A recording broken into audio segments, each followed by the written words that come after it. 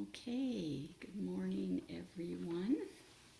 So I can't remember if it was on Tuesdays or Fridays, but just a few weeks ago on one of those meditation groups we studied The Quick Way to Awakening, which is a sutta in the Digha Nikaya. And that sutta lists 30 qualities that we're either to develop if they're skillful or abandon if they're unskillful. And if we did all 30 of those, we'd awaken quickly. So this morning, I'm just going to touch on two of those. One of the qualities was don't be anxious about criticism and don't get puffed up with praise.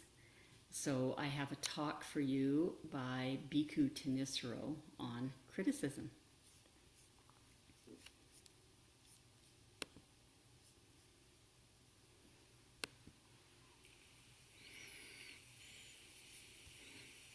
There's a paradox in the Buddha's teachings on criticism. On the one hand, he tells you not to take criticism too seriously. Don't grab onto it. Don't get upset by it.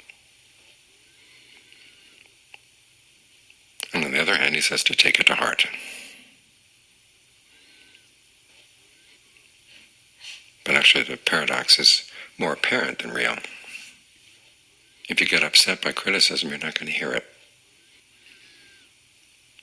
You're going to hear the fact that somebody said something about you that you didn't like. And then they're going to go running off into why they might say something you might not like. And very rarely do you actually hear what the criticism is.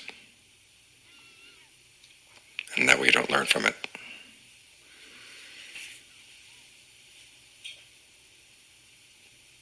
This is why the Buddha taught Rahul at the very beginning of his meditation instructions, make your mind like earth. The word for earth, in Pali, they actually have several words. And one of them is kama, which relates to the word for patience and endurance. If you can endure something, you can actually see what it is. If you can't endure it, all you see is your reaction. This is a principle that applies outside as well as inside. When you're meditating, things come up in the mind. You try different techniques, and you want the first technique to work. But maybe it doesn't. If all you can think about is how frustrated you are that the first technique didn't work, it gets in the way of your finding a second technique. Or when you think something does work, you want to check it to make sure it really does. If you're not paying careful attention, you may start thinking you're doing something well. And over the long term, it becomes more and more apparent that no, it's not. But if you started out with a mind like earth,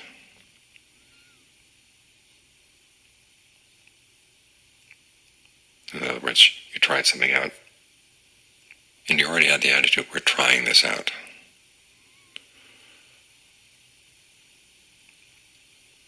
And the attitude, if it doesn't work, we'll find something else. You can bring that attitude in. Then you see more clearly when things do work and when they don't. As for outside, if you can make your mind like earth toward criticism, you can actually hear what's being said. Your reaction is not getting in the way. And then you have the chance to give it a more fair evaluation. Is it worth listening to or not? We sometimes think of endurance as being the virtue of dumb animals. In other words, they don't have the intelligence to react. So they just put up with things. But that's not the kind of endurance the Buddha's talking about.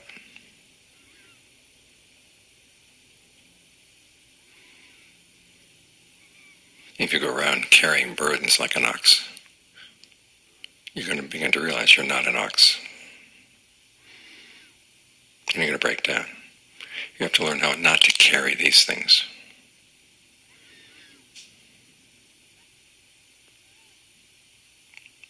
Think of the images at the beginning of the Dhammapada.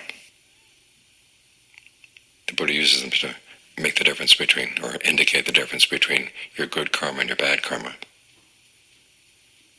He says your good karma follows you like a shadow. It's weightless. You don't have to do anything. You don't have to drag it. It follows you on its own. Your bad karma is like a cart that you have to pull. And it wipes out your footprints. In other words, it gets in the way of the good you'd like to do. Well, learn how to think of criticism as a shadow.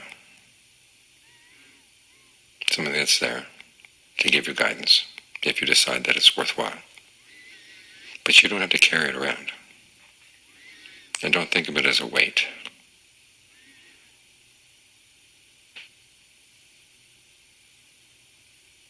One of the reasons we find it so hard to go through the world is we keep weighing ourselves down. And then someone else puts a piece of straw on our back. And it's too much. And we blame the straw, forgetting to think about all that we're doing to weigh ourselves down. With our attitude about how other people should look at us, and our attitude of how we want to look in the eyes of other people, and the kind of self-image we have. You want to have a self-image that's not destroyed by criticism. And the best one to have is I'm proud to learn, proud to be willing to learn. That was the attitude that the Buddha was trying to inculcate in Rahula in the very beginning. You start out with intentions. You check your intentions. And only if they seem right, do you act on them. And when you act on them, or you have acted on them, and you see that there was some harm that you did that you didn't expect, well, you go over and talk it over with somebody. You're not too proud to talk it over. Because you take pride in the fact that you're willing to learn. That way you can benefit from other people's criticism, you can benefit from their praise. Sometimes we're as damaged by praise as we are by criticism. Because we take it wrong.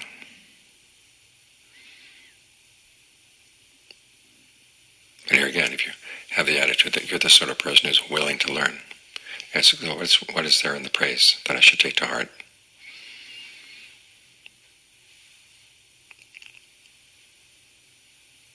And then you can also start wondering, well, what the person who praised me, what do they want out of me? If our ordinary reaction is we like people who praise us and dislike people who criticize us, we're going to get fooled very easily.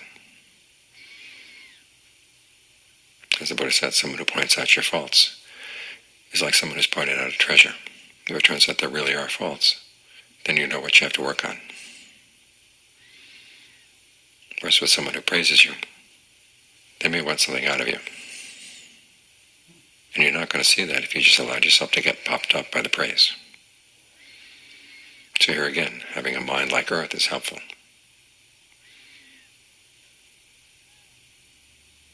Good things get poured on the earth, and the earth doesn't swell up to meet them.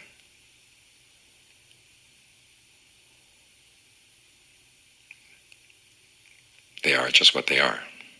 And then the question is, what's the best use you can make out of that? And if you can control your reaction enough so you can actually see what was given to you, then you can realize, okay, this is a gift or not, with a lot more fairness.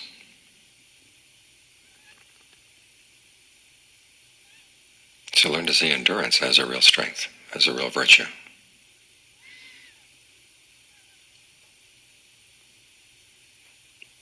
It's something that allows you to learn. And see yourself as someone who's willing to learn.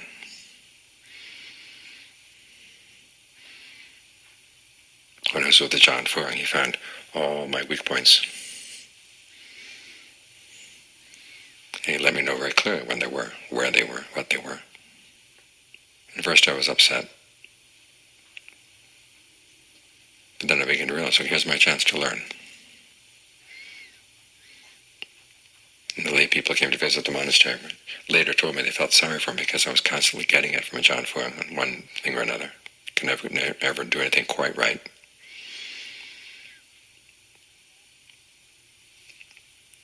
But as soon as I realized that I had this fault in my own personality. I was proud of my intelligence. And so when I was finally willing to admit, yeah, there's a lot of things that I'm stupid about, but I'm not too stupid to learn. That's when you can actually learn. And then criticism then becomes something really useful.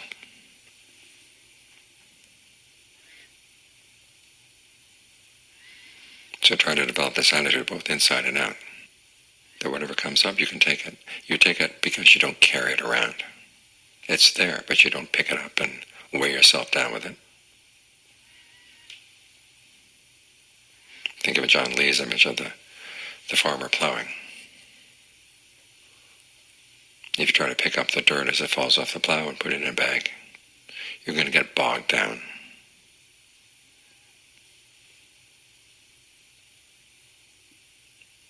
So you can look at the dirt as it falls off the plow, and it'll tell you something about the quality of the soil. Learn what you can from it, and then let it go.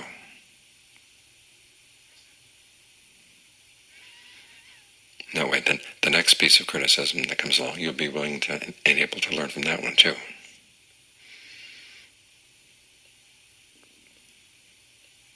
So when the world seems like a hard place to live in, remind yourself, you're the one who's making it hard. The mind has the strength to deal with whatever comes up, as long as you don't weigh it down with unnecessary crap.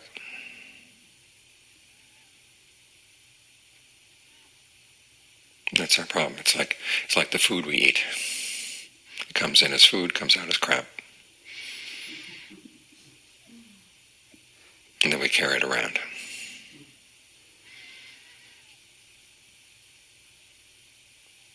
Now, who are you going to blame? In other words, our reactivity to things, the way we take something and twist it in our minds, turns into something that's no good and it's just a dead weight. Or if we simply allowed it to pass through and took what was good out of it, we'd be nourished.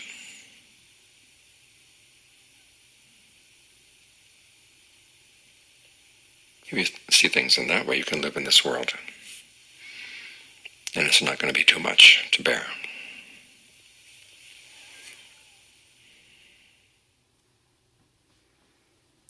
Okay, that was a wonderful talk. So before we go to the next piece, I'll just pause here, and if there's any comments or questions, we can discuss. Yeah.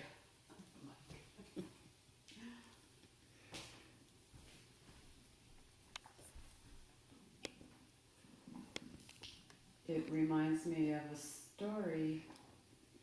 Someone came to the Buddha and was mad or something and really bad words at him, like cursing him and all of that. And then he said something along the lines of, "You've just offered me a gift, but I'm choosing not to accept it." You remember that story? Yeah. Yeah, it just brought that to mind. Yeah. Yeah. It's what we hold on to, once again, what we attach to, what we grab, what we hold on to that causes the suffering. Yeah. Yeah, there's so much in there. Yeah.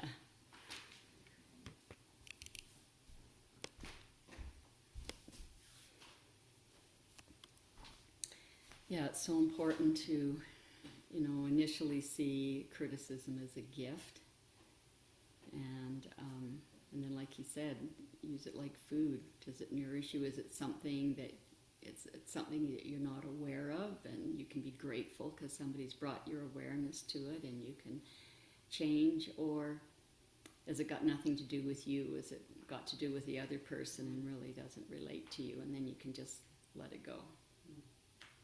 Becomes an opportunity. Yeah, it's an opportunity to.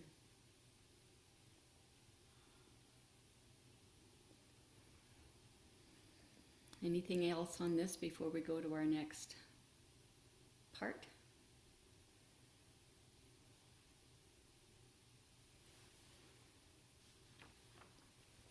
Okay.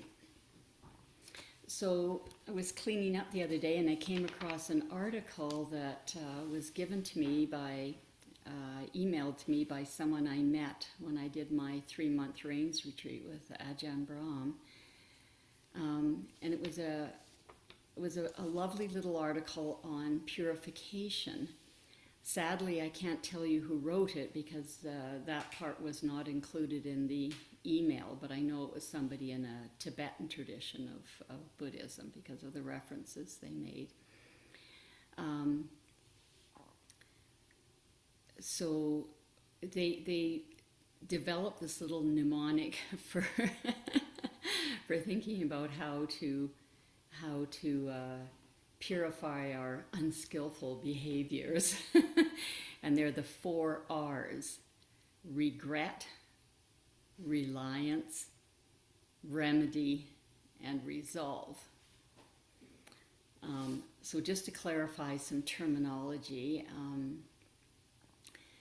the word kama means intentional actions. And the outcome of those intentional actions is called vipaka. And we get confused because a lot of people use the word kama for both of those words. They sort of use kama for the outcome, but really the true meaning of it is it's our intentional actions.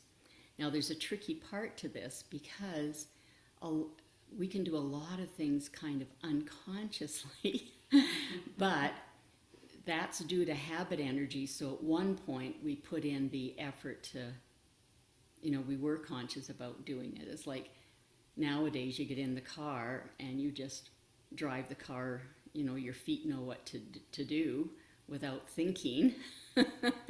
But at one time you had to say, oh, stop sign coming up, take my foot off the gas, put it on the brake. And so we don't get away, it's still considered an intentional action, even though you may be doing it kind of unconsciously because it's now habit energy. So remember that. You don't get off the hook if it's habit energy.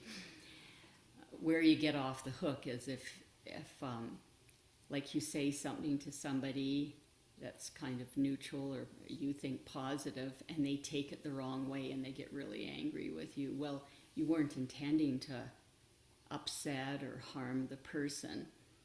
It was their way of perceiving what you offered. So there's no negative karma, that was not a negative intention. You were just having sort of a neutral conversation, and then this happened. Or you're walking along and looking at the scenery and you accidentally step on an ant. Like you weren't looking at the ant and saying, I'm going to get you. You're just enjoying the scenery, and there's an ant on the path. So there's no negative vipaka that comes out of that act because it wasn't intentional. So kama and vipaka. And the basic idea is do good, get good. Do bad, get bad. So this is our motivation for purification, because if we do unskillful things, harmful things to self or others or both, we create suffering. And the whole basis of this practice is to stop the suffering. And the vipaka, the results of kama, they can happen immediately. You can do some kind act or something and then, get pleasantness or, something back immediately.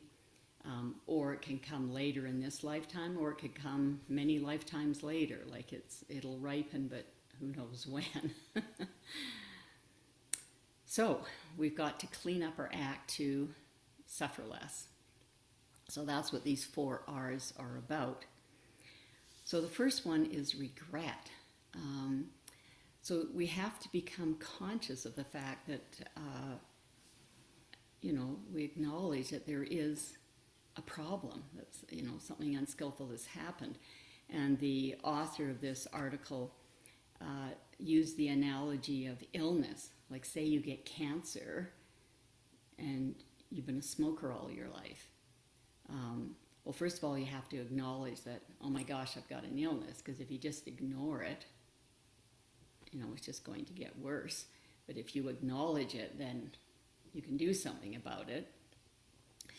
So he's saying, have regret that you contributed to that with your smoking behavior. And you don't want to be sick. You're aware that you're sick and you don't want to be sick. And you're going to make a determination to quit smoking if that's contributing to this illness, this cancer that you have. So you don't want to spend time, you don't want to waste time blaming yourself or others.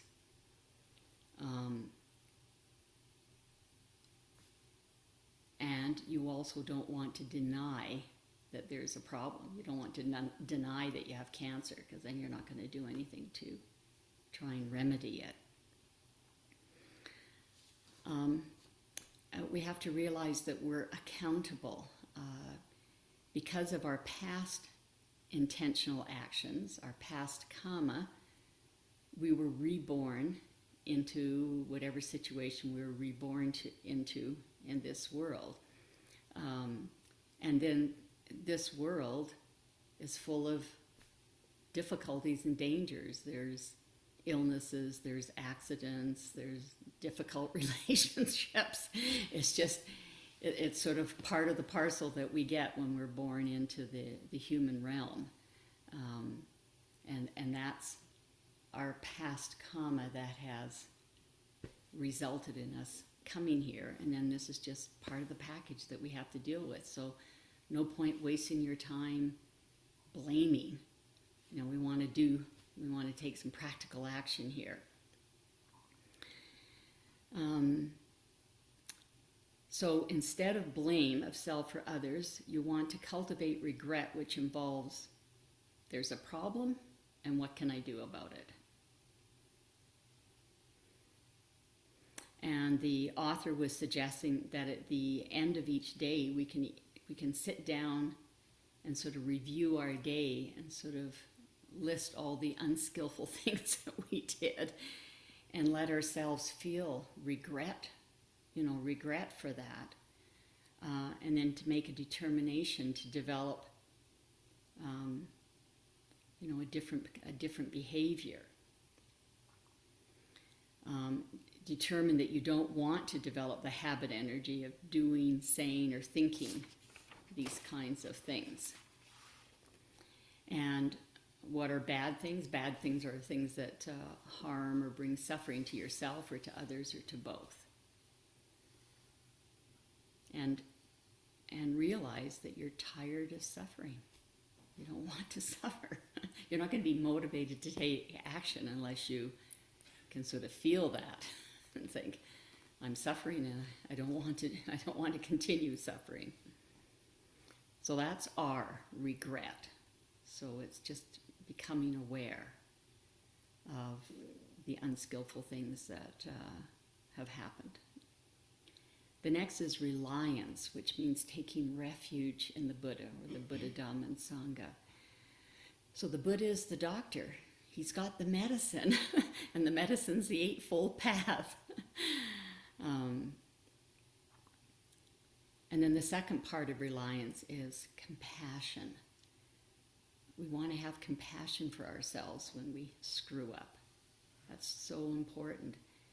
And have compassion for others when they screw up and harm us or harm themselves with, you're witnessing them harming themselves. So we want to rely on the teachings of the Buddha, the Eightfold Path, and we really want to rely on compassion.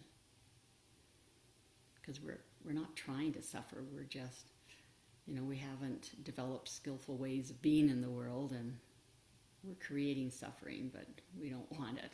So it's just sort of like we're ignorant.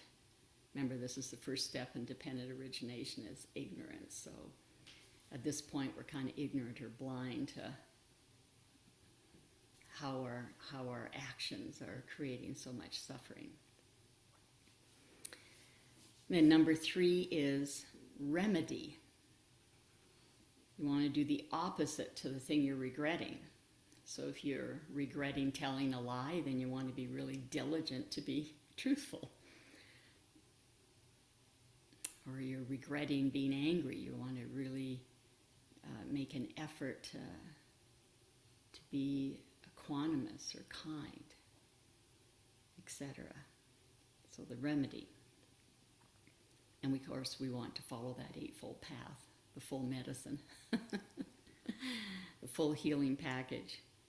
And the final one is resolve, and that's making a determination to carry through on doing the opposite of the unskillful thing.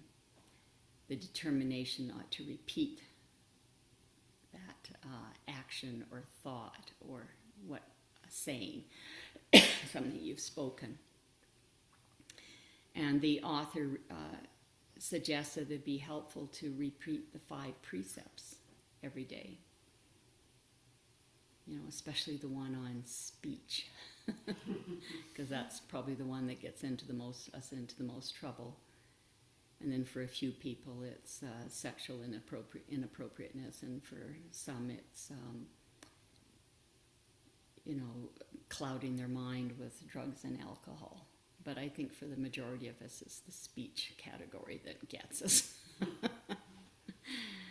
Okay, so that's the 4 R's for purification. So we've got lots of time for discussion. So I open the floor.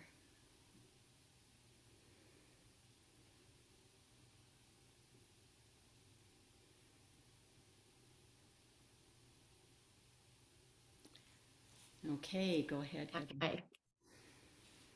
Hi. There's another one. I'm an AA, and we have one, made direct amends to such people. So we review our past conduct. And then there's one, daily, take personal inventory, and when we were wrong, promptly admitted it. So it involves cleaning it up if there's another person. Yeah, thank you for bringing that up. That should probably go under remedy there. They didn't mention that in the article, but I think that's very important, that if you can give an apology or do something to reverse some harm that you've done to another. Yeah, very important. Thank you. Okay, Kelly. That's exactly what I'm doing right now, because I didn't realize how ignorant I was to my, speech and actions for, lots of blame and stuff. I think about my dad and the intentional actions in his karma, but it might come in the next life for him, because he seems happy and, this and that. And, but for me, I'm doing a lot of remedy and then not regretting or dwelling on what I have done and just saying I'm sorry and then just moving forward, but with pure intention. That's really cool, those 4 R's there, because it's exactly what I'm doing right now. It's just like, okay, that's the right path. Great. And I'm feeling it too, and it's just, what else can I do but just be like, you know what, I am really sorry, and then just try and be truthful and honest and morally a good person, and just hope for the best. Yeah, and the beautiful thing is the Buddha said that we can dilute, our past karma. If you've had a lot of wrong speech, but now you're aware of that and you're changing that, and following the 5 precepts, then he said it's like salt in a glass of water. That might be your past actions of wrong speech. But now it's like salt in a lake, You're not hardly going to taste it because you're diluting it with all your good actions now. Yeah, so that's great. Kusla. Yeah, further to comment on the program, we make direct amends whenever possible, but sometimes that's not possible to make a direct amends, so we do what we call living amends. So it's like skillful action in the now, is our living amends to the harms that we have done. Yeah. Yeah, I remember a beautiful example of that was somebody who was drunk, and while they were driving, they killed a child. And, what can you do? You can't bring that child back. But what he ended up doing was volunteering at a children's hospital, helping out, sort of like a type of amend that he could do after acknowledging, his action. Mm-hmm. Yeah, and how we support, like you can support Mad Mothers Against Drunk Drivers, right? Mm-hmm. There's so many ways. Yeah. The taking action, Yeah. responsibility, another R. Yeah.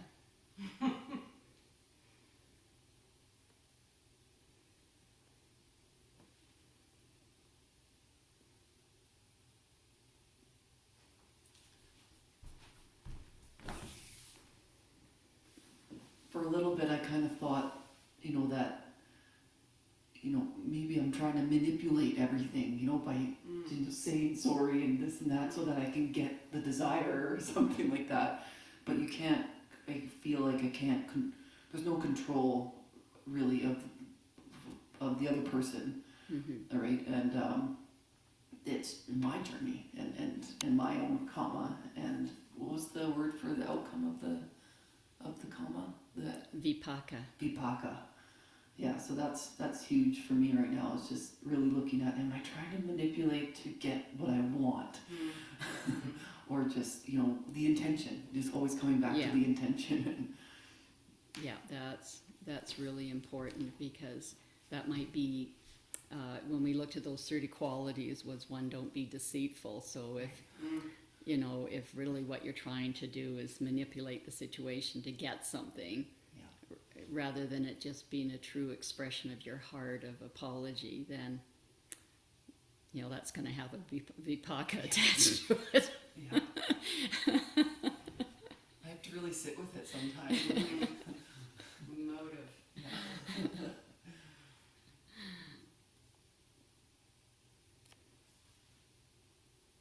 Vipaka. Yeah. Welcome to Charlesley. I'm glad you were able to find our new Zoom, our new Zoom room. We missed you for the last few weeks.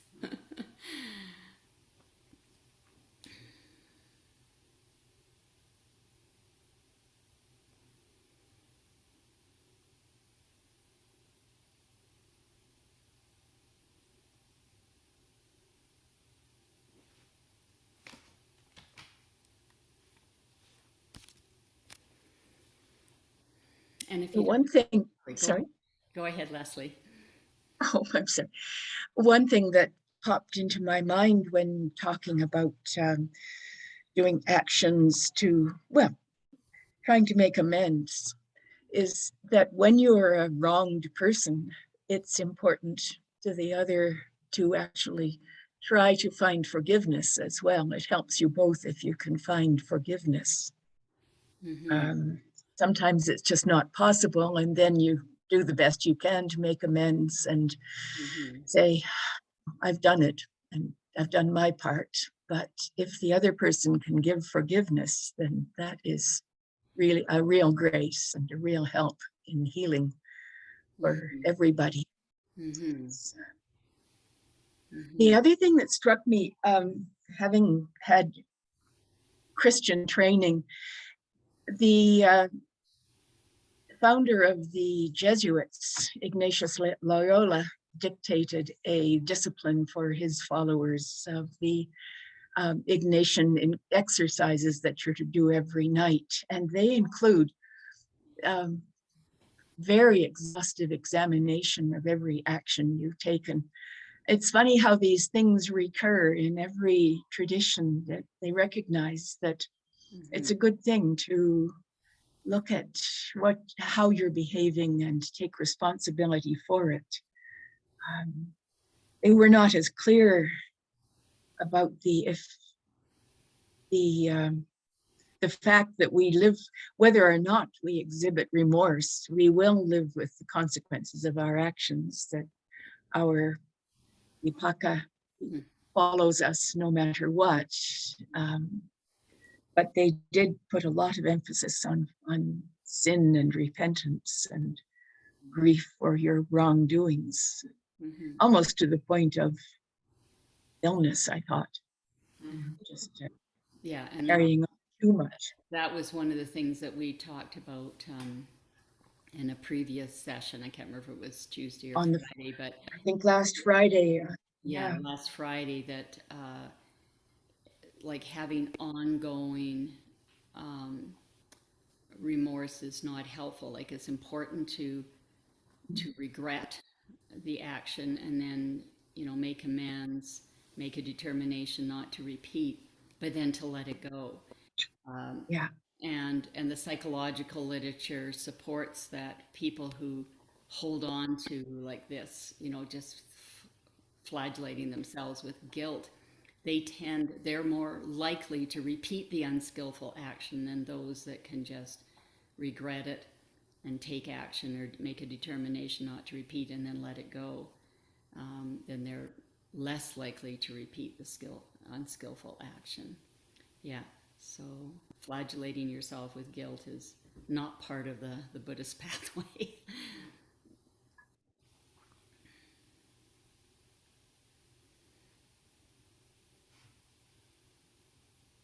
Compassion for self. Yeah, Kusala is just saying compassion for self. Yeah, extremely important. If we don't have compassion, if we don't develop compassion for ourselves, then we can't truly give it to another. Like a lot of people say, "Oh, I can be forgiving of others' behaviors and not my own." But if you really look at it, if you sort of really hate yourself because of some flaw in your character, then if another person has that flaw, there's no way that you can be feeling positively towards them because you're going to be criticizing them, as well. If you haven't been able to feel compassion towards yourself for having that skill that you haven't not yet perfected or transformed into a skillful action. So yeah, compassion for yourself, super important. I heard this once and it still resonates with me. You can't love or hate something in someone else that you don't love or hate within yourself. Mm-hmm. And just to recognize that and be like, how much is a projection? Or, and that's still just, okay, compassion and kindness first here. May I be well. May I find peace. Yeah, right. Yeah. And then there's the tricky one of having been harmed. Mm-hmm. That I'd much rather harm. I find that much easier. And something I've been doing lately is the Tonglen. So breathing in people who have been harmed. What would I breathe out to them? And then breathing in those who have harmed. What would I wish for them? So both help. But I mean, I've done so many different things to release that. It's tricky. Yeah. Any more ideas?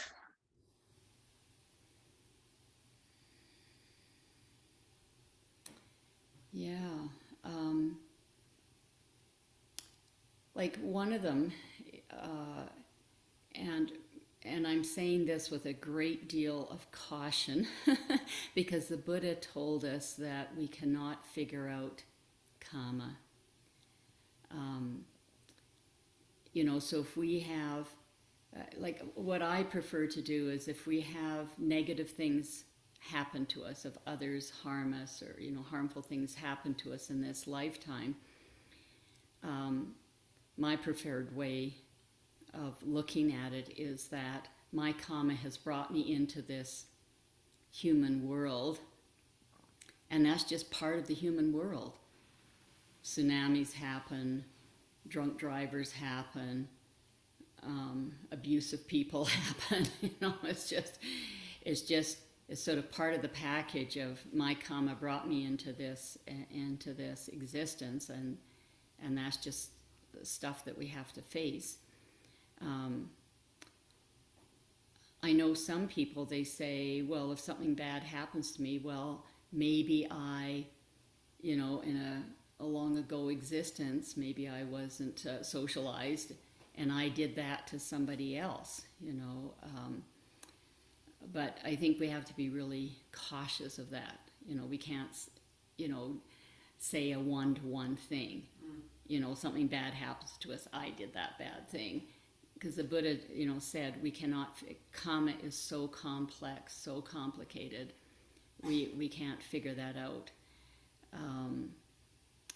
But, if that's helpful to you, rather than being a burden, if it's helpful to you, say, well, maybe in some past life I did something like that, and I'm, thank goodness I heard the Buddha's teachings, and I'm, transforming. If that's helpful to you, you could use that. But if it's a burden, then forget about it. But I'll just quickly elaborate on the Tonglen, because I love that practice. It comes from the Tibetan tradition. And when I first heard it, I was very sort of frightened of it, because having been trained in hypnotherapy and, how suggestions really affect us, the way it was first taught to me, I was quite concerned about it causing harm. But then when I did my Chinese medicine training, my teacher taught us Tonglen, and he taught it with a different slant on it that was just very acceptable and very, very helpful. So I'll teach it, and I'll just relay that to you in the way it was taught to me. So if you're in a situation and somebody's suffering, like they're telling you a tale of woe, or like you said, Heather, maybe they're actually being abusive to you and you can't get out of the situation. I mean, you don't want to be standing there taking abuse if you can leave. So that would be step number one. But if for some reason that's not possible, then you could do this Tonglen. And what you do is you just breathe in all that suffering, like through your left nostril and down into your dantian, or in other traditions it's called your hara, but it's the energy center just below your belly button. So you breathe in all the suffering of that person, and then you transform it into love and light. So I usually think of an eclipse of the moon, so that it's just totally dark or black or ugly or whatever down there in your dantian or your hara. But then the eclipse passes, and then you have this, the light of the moon coming. So, and I think of Tinkerbell and Peter Pan with her little wand and all those sparkles. So I sort of see this eclipse thing happening, and all this suffering just being transformed into this love and light that's like Tinkerbell, sort of all her sparkles. And then you take that love and light and you breathe it out through your right nostril into the person, so you image them being filled with this love and light. But the big thing is you don't keep anything inside of you. You breathe it in, you transform it, you breathe it out. So the beautiful thing is you're not giving back to the person the thing that they gave to you, or they may not be harming you, they may be just talking about their woe, but you're not holding on to their troubles. You've breathed them in, you've transformed them, and now you're giving them back something positive, this love and light, and you haven't kept anything within yourself. And I did that all the time in my psychiatry practice when people were coming in and telling me their really difficult life histories. I was just practicing Tonglen the whole time they were telling their story, And then the other place I use it is in the grocery store when mothers lose it with their little kids. And I just breathe in all that suffering, transform it, and breathe it out. But anyway, Heather's asked a very good question. What ideas do people have for when you've been abused?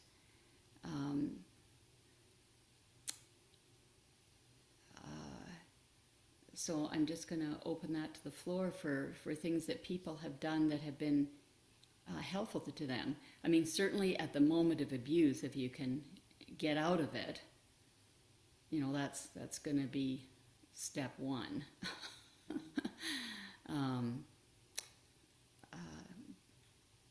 And the Buddha, in his analogy of the saw, he said if robbers catch you and then they are masochists or something and they saw off each of your limbs one by one, he said, you want to have a heart of loving kindness. Jesus. So most of us cannot, some of the Tibetans who were, imprisoned and tortured managed to do that practice. But a very challenging one, but that's what he's asking us to do. And to me, it just makes sense since I have so much experience with that second arrow, when something bad happens to you and then you whinge about it, and that's stabbing yourself with a second arrow. So it's bad enough you're being like raped or beaten or whatever, bad thing is happening to you. But if you're just being really upset about it and angry or whatever the emotions are, then that's that second arrow. So it's sort of like adding on top. So I get it from that point of view. You don't want to be adding on any more suffering. But anyway, anyone have any other ideas about what Heather posed? I have one that I've been trying Sangamita to get into the prisons, and I'm finally, looks like I'm going to be able to get in to be with people who are incarcerated and extend that compassion and understanding and loving kindness in an active way. Right? So to kind of generalize it, I guess, dilute it, like. Okay. Yeah. You'll have to let us know how that goes. And Mr. Goenka, he's the one that had a huge program, started a huge program of going into prisons and just causing amazing transformations, for people who had killed others and done some pretty heinous crimes, and just show that the practice, those who embraced it could do amazing transformations. So yeah, you'll have to let us know how it goes.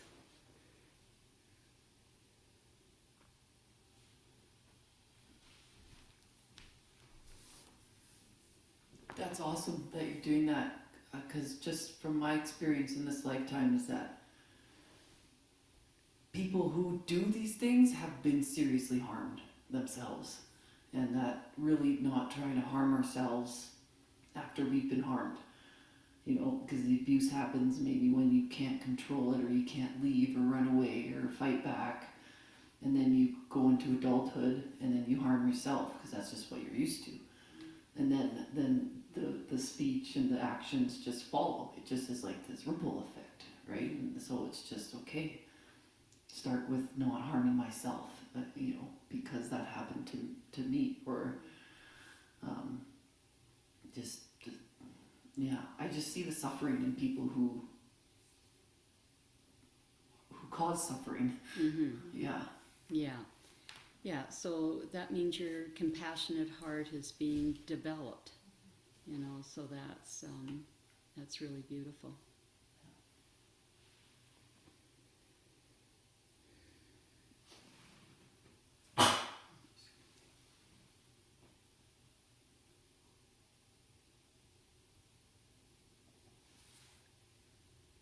anything else before ending? What I have been noticing more recently is that when I see somebody doing something that annoys or harms mildly, I've certainly been treated well in my life, so I couldn't claim any huge harms against me. But when I see somebody who is doing something that I can't agree with, I take a moment and look in myself and, oh yeah, I do that too. Maybe that's why it bothers me so much, in fact. Um, and because recently I've begun to be a little more compassionate with myself, it is possible then to extend the compassion that I've given myself to these people who I'm busy accusing of being idiots and really, and I do that too. Oh my goodness, yes. Okay, well, if I can love myself, then maybe I can love you. But it's only a fairly recent learning. Yeah. But that's beautiful how you've seen the fruit of that feeling compassion for yourself is now opening you up to feeling compassion for others. That's really beautiful. Okay, Kusala.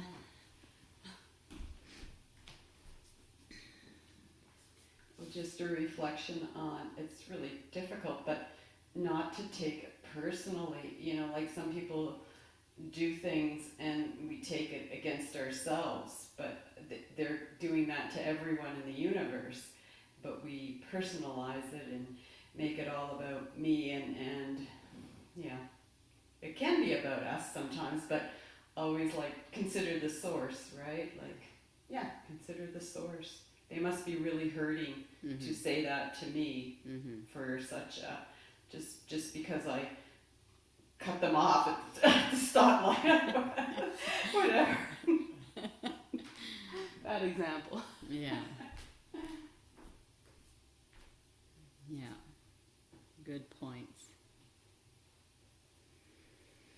Okay, well, we'll do our ending. So it's the first Friday of the month, so we'll end with the Brahma Vihara of Metta, loving friendliness. May you be well.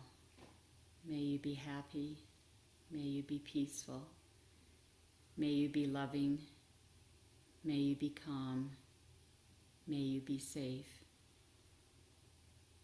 May no problems come to you. May no difficulties come to you.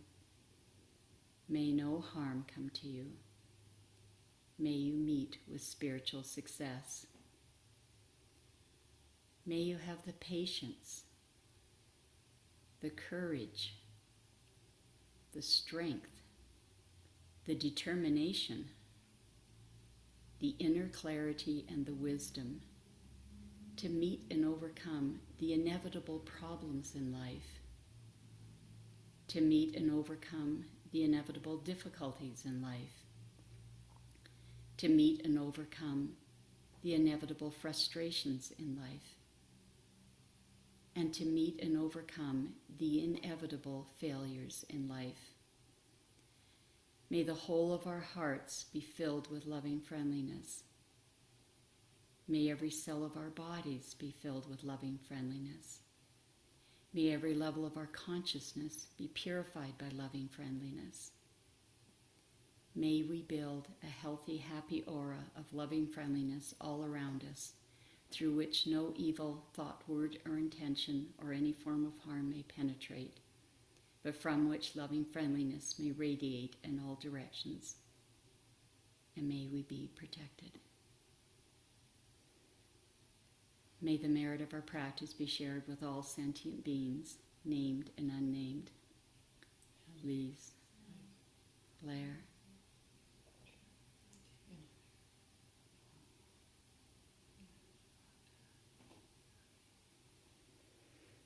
Thank you, everyone. See you next week.